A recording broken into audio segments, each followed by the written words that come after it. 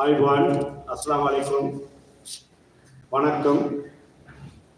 Abe Amitra Mohammed Ilfaz Najituma ඇතුළු සියලුම නායක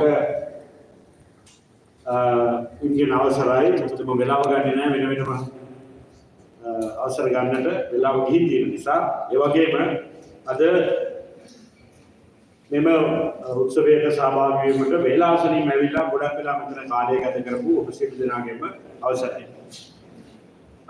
ඊටම සන්තෝෂදායක දවසක් අද මොකද හේතුව සර්වජන බලය සර්වජන අධිකාරය කියලා අපි දානකොට ඒ නම දාන්න හේතුවක් තිබුණා.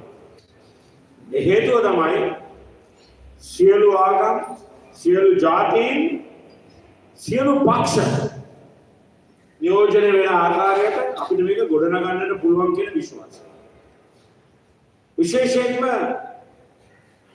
විවිධ ජාතීන් මේ රටේ විවිධ ජාතීන් එකවර නියෝජනය කරන්නට පුළුවන්. ඒ සියලු ජාතීන්ගේ හැඟීම් සමුදායන් තේරුම් ගන්නට පුළුවන් පක්ෂය ගොඩනැගීමේ අවශ්‍යතාවය අපිට තිබුණ නිසා තමයි අපි මේ නම දාන්න හේතු වුනේ. ඉතින් අද ඒකට හොඳ උදාහරණයක්. අද මේ ඉන්නවා අපේ සිංහල මිතුරියන් ද්‍රවිඩ මිතුරියන් අපේ නටරාජා මංජුලා මැදිරිය නියෝජනය කරනවා. එතකොට අපේ මුස්ලිම් සහෝදර සහෝදරියන් මේ සියලු දෙනාම එකවර නියෝජනය වෙන දිස්ත්‍රික්කයක් සහ කොට්ටාශ කීපයක් තමයි මේ අද මම මෙසේ අමතන්නේ. ඉතින් බොහොම සතුටුයි. ඒ වගේම දිනේෂ් කිව්වා වගේ අපි මේ කතා කරන්නේ නිකන් පරණ දේශපාලන නෙමෙයි. ඒක වැඩක් නැහැ කියලා ඔක්කොම මිනිස්සු දන්නවා. ඇත්තටම ගිය පාර අර මාලිමාවට ඡන්ද දුන්නේ අර පරණ දේශපාලන එපා කියලා. හැබැයි ඒ ඡන්ද දෙනකොට කාටවත් තේරුනේ නැහැ මේක කැරකිලා ගිහිල්ලා ඊටත් වැඩි නරකයක් වෙනවා කියලා. මම මගේ ජනාධිපතිවරණ වේදිකාවෙත් කිව්වා මේ රට අපි දන්න කාලේ ඉඳලා ඉස්කෝලේ දෙකේ පන්තියේදී කොහෙද කිව්වේ දියුණු වෙමින් පවතිනවා තුන්වෙනි ලෝකේ රට